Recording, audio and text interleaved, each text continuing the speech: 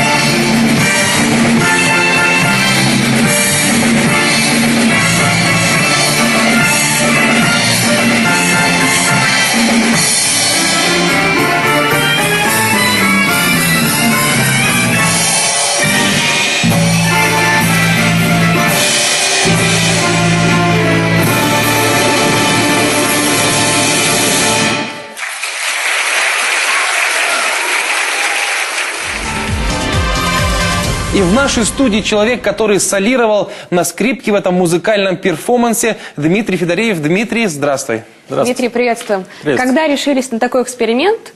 Почему? Ну, эксперимент это был, мне предложил художественный руководитель Асьякы сделать совместный номер, так как тематика была кино и музыка, у них есть номер, уже готовый с оркестром, это «Пираты Карибского моря». И мне предложили, я, конечно, согласился. Ну, получилось, надо сказать, здорово. Я надеюсь, что и саундтреки к другим фильмам мы услышим в вашем исполнении. Когда понял, что вот скрипка – это твой инструмент, кто привил к ней любовь? Или, может быть, родители приводили, ты отбрыкивался? Я хочу на футбол! Нет, играй на скрипке. Нет, было на самом деле все очень просто. Меня привели в лет 5 в музыкальную школу на концерт. И увидев скрипку, я вот, не знаю, сразу влюбился в этот инструмент. И с того времени сразу понял, что это мое, и хочу быть скрипачом. А свое первое выступление помнишь? Честно, нет. Сложно вспомнить. Настолько много, что... Давно это было. Давно это было. А как учился в музыкальной школе? Нравилось? Да, в музыкальной школе для меня был как такой второй дом, поэтому я там очень любил туда ходить. Мне нравились и педагоги, и со мной хорошо занимались, поэтому для меня такое было любимое место. А играешь ли какие-то классические произведения или только современные? Да, конечно, когда я учился, во-первых, мы играли, это классика. Сейчас я работаю в квартете «Вдохновение», поэтому играем там в основном именно классику. А вот такие выступления, которые ты делаешь, допустим, где-то на других мероприятиях, скажем, светских, как ты пришла идея-то в голову, где-то, может, посмотрел или просто сам подумал, что... Ну, это получилось тоже довольно случайно, когда я учился в колледже музыкальном. Мы начали понемногу делать такие современные композиции, начали работать с другими артистами, с музыкантами, также и хореографы были задействованы. И вот это началось у нас развиваться, и мне это очень понравилось. Я понял, что мне это тоже очень нравится, я хочу этим заниматься. А что касается личных предпочтений, что сам больше слушаешь? Какую музыку? Вот по настроению. Могу слушать как современную, потом могу слушать одну классику. Вот. Мне все нравится.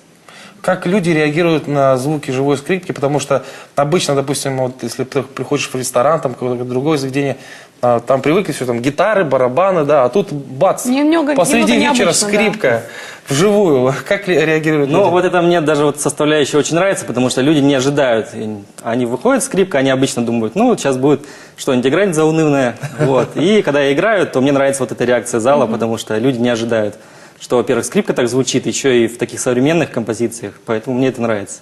А что исполнишь нам сегодня? Сегодня я исполню композицию современную, сейчас она актуальная, называется «Хавана». Ну что ж, друзья, Ждем? через Слушаем. пару секунд послушаем.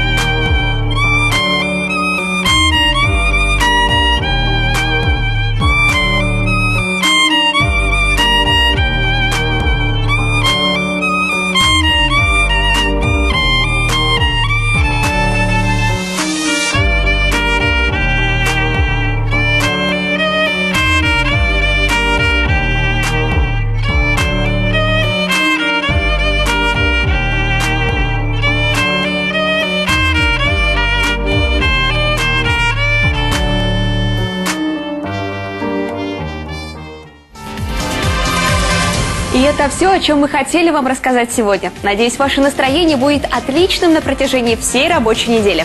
Студия 11 завершает свою работу, но мы не прощаемся, а говорим до свидания. Увидимся на Юргане. Пока-пока.